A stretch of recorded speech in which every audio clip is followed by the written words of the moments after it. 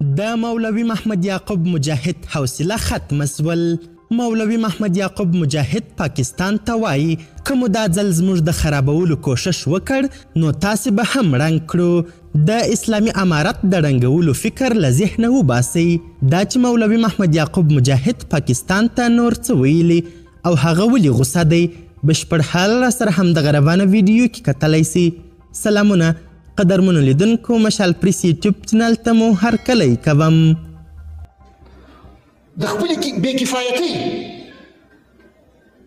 د خپلې کمزورۍ، د خپل بې استعداده رهبرۍ بیا هم پر افغانانو اچوي. فوزونه دي، پولیس دي، امنیتي ځواکونه دي، استخباراتي ادارې دي، په میلیاردونو پیسې ورباندې مصرفېږي، خو بیا هم نه دي توانېدلي چې خپل د هېواد امنیت وساتي.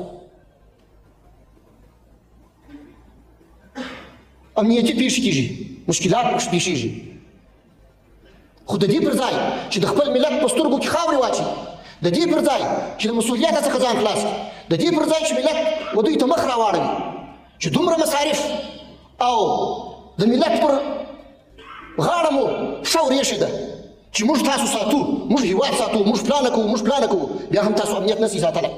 د دې دپاره چې خپل د ملت فکرونه بلې خواته واړوي، هغوی وغولوي، پر افغانستان باندې اتهامات لګوي او پر افغانستان باندې د خپلو ناکامیو پړه اچوي.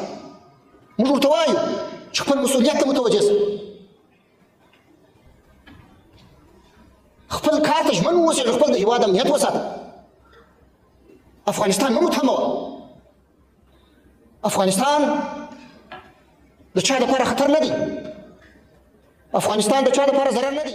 د اسلامي امارت د دفاع وزیر وایي څوک دی د خپلو امنیتي ناکامیو او بې کفایتیو پړه پر موږ نه اچوي. د اسلامي امارت د ملي دفاع وزارت سرپرست مولوي محمد یعقوب مجاهد ویلي چې څوک دی په خپله خاوره کې د امنیتي پیښو په مخنیوي کې د ناکامۍ او د په خبره د خپلو بې کفایتیو پړه پر افغانانو او د طالبانو پر حکومت نه اچوي. هغه د څرګندونې واک ته د اسلامي امارت د راګرځېدو د 2 کلونو د پوره کېدو په مناسبت کې په دفاع وزارت کې یوې غونډې ته کړي. پاکستانی چارواکي تور پورې کوي چې په پاکستان کې بریدونه افغانستان کې پلانیږي او دا چې بریدګر هم له افغانستانه ور اوړي. دغه تور د پاکستان د پوځ لوی درستیز او لومړي وزیر تر کچې چارواکو مطرح، خو طالبانو په وار رد کړی دی.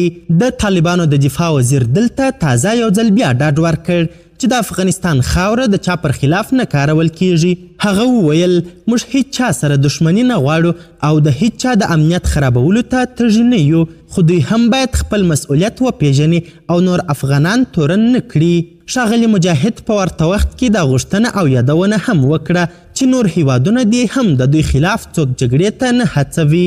قدرمنو لیدونکو، د ویډیو له کتلو مو نړۍ مننه. د لا زیاتو او نورو لحظه پر لحظه خبري مطالبو لپاره زموږ همدغه مشال پریس یوټیوب چینل سبسکرایب کړي. تر بیا او بلې ویډیو ښه وخت ښې چارې، د الله په امان.